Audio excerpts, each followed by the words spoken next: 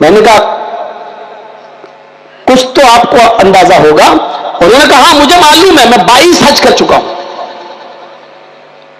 اور کب جاتے تھے کب کر کے چلے آتے تھے پتہ ہی نہیں چلا. ایک دو حج کے بارے میں معلوم ہے، لیکن 22 حج کر چکے تھے. 22 کسی کو نہیں پتا. تم ایک حج کرنے جاتے ہو تو ڈھنڈورا پیٹتے ہو، پھول اور مالائیں پہنواتے ہو، ریا اور نمود کرتے ہو. اتنا ہی نہیں، اگر آپ کے 7 8 10 سال کا بچہ اگر پہلا روزہ رکھ لے تو شاندار پارٹی ہوتی ہے.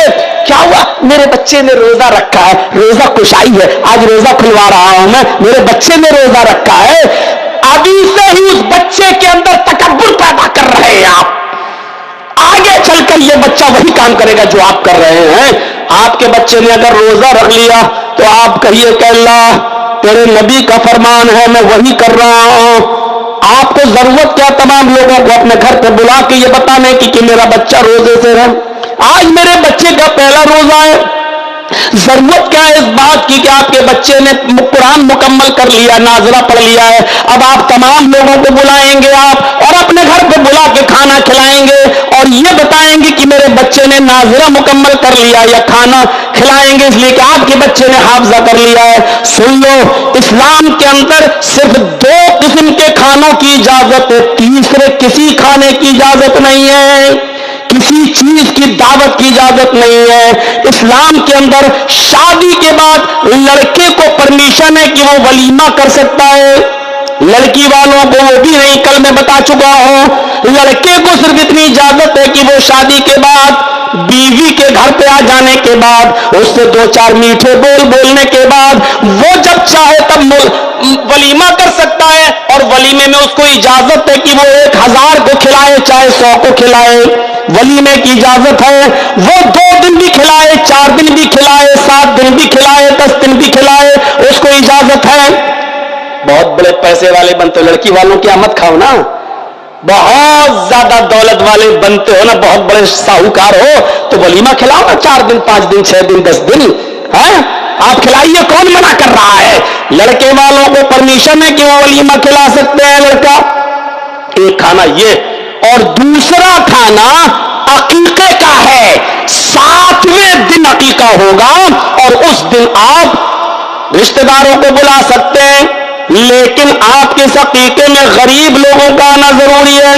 صرف آپ نے رشتہ داروں کو بلا لیا اور اپنے یار دوستوں کو بلا لیا اور غریب آپ کے یہاں نہیں آئے تو آپ کا عقیقہ نہیں مانا جائے گا. کیونکہ عقیقے کے اندر آپ کے دوست و احباب بھی آئیں گے، رشتہ دار بھی آئیں گے. ہاں، آپ کے علاقے میں جو غریب ہیں، مسکین ہیں، ان کو بھی آپ دعوت دیں گے اور وہ بھی آپ کی دعوت میں آئیں گے.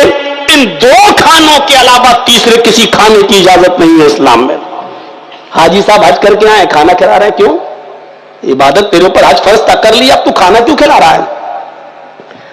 روزہ افطار کرایا جا سکتا ہے، وہ کھانا نہیں ہے، افطار کرانے کا ثواب ہے. اللہ کے نبی نے فرمایا جس نے کسی کو ایک روزہ افطار کرایا، جس نے کسی کو افطار کرایا تو اس افطار کرانے والے کو بھی اتنا ہی ثواب ملے گا جتنا اس آدمی کو روزے کا مل رہا ہے، اور اس کے روزے میں کمی نہیں ہوگی. تو روزہ افطار کرایا جا سکتا ہے، اس کی حدیث موجود ہے، لیکن ختنے کا کھانا جائز نہیں ہے. اسی طریقے سے حاجی کو بھی اجازت نہیں ہے کہ وہ حج کر کے آئے پورے محلے کی دعوت دے. ہمارے ہاں تو ابھی 10-15 سال پہلے ایسا ہوتا تھا کہ حاجی صاحب حج کر کے آتے تھے تو وہ کھانے کی دعوت بھی دیتے تھے، اور حج کرنے کے بعد جب آئیں گے تو پہلی نماز حاجی صاحب پڑھائیں گے. ان کو آگے بڑھایا جاتا تھا کہ آپ نماز پڑھائیے. کیوں صاحب؟ کہیں نہیں لکھا کہ حاجی صاحب حج کر کے آئیں اور پھر وہ نماز پڑھائیں، کہیں نہیں لکھا کہ حاجی صاحب آئیں وہ کھانا کھلائیں. میرے بھائی اب آپ کہو خوشی میں کھلانا جائز ہے تو خوشی میں تو آپ جب چاہیں تب کھلا دیں، کوئی رکاوٹ نہیں ہے، جب چاہیں تب بلا دیں آپ کھلائیں، لیکن اس کو یہ نہ کہیں کہ حج کا کھانا ہے. حج کا کھانا نہیں، آپ خوشی سے کچھ لوگوں کو بلا کر جب چاہے تب آپ دعوت کر دیں، لیکن اس کو حج کا کھانا نہ کہیے. تو میرے بھائیوں، یہ ریا نمود میں داخل ہے، یہ عبادت کی روح مٹ رہی ہے اور ڈیڈ باڈی ہو رہی ہے. ایک چیز کی طرف اور اشارہ کروں گا اور آگے بڑھوں گا پھر میں اپنی بات کو. نماز ہو گیا، روزہ ہو گیا، حج ہو گیا، قربانی بھی عبادت ہے. اللہ کے نبی نے فرمایا جو قربانی کی طاقت رکھتا ہو اور اس کے باوجود وہ قربانی نہ کرے وہ ہماری عیدگاہ میں نہ آئے. فلا یقربن مصلانا، وہ لوگ ہمارے عیدگاہ میں نہ آئے. قربانی کی اہمیت بہت زیادہ ہے، لیکن اللہ کے نبی صلی اللہ علیہ وسلم قرآن نے یہاں پر بھی کہہ دیا لن ینال اللہ لحومها ولا دماؤها ولکن ینالہ التقوی منکم. لوگوں تم جو قربانی کرتے ہو، قربانی کے جانور پر چھری چلاتے ہو، قربانی کے جانور کا گوشت اور اس کا خون اللہ کو نہیں پہنچتا ہے، وہ اللہ تک نہیں جاتا ہے، بلکہ اللہ تمہارے دلوں کا تقوی دیکھتا ہے. ولکن ینالہ التقوی منکم، اللہ خوف دیکھتا ہے کس نیت سے تم قربانی کر رہے ہو، کس دل سے تم قربانی کر رہے ہو. اگر آپ نے گاؤں والوں کو دکھانے کے لیے قربانی کی کہ ماشاءاللہ وہ لوگ 50,000 کا بکرا لائے ہو، 40,000 کا بکرا لائے ہو، اگر اس نیت سے قربانی کی تو منہ پہ مار دی جائے گی. میرے بھائیو، قربانی کے اندر بھی تقوی دیکھا جاتا ہے. کوئی بھی عبادت ہے، عبادت کی روح تقوی ہے. اب یہ میری تمہیدی تقریر کا ایک حصہ ہوا کہ کوئی بھی عبادت اگر آپ کر رہے ہیں اس کی روح تقوی ہے. اگر تقوی اس کے اندر سے نکل گیا تو عبادت بیکار.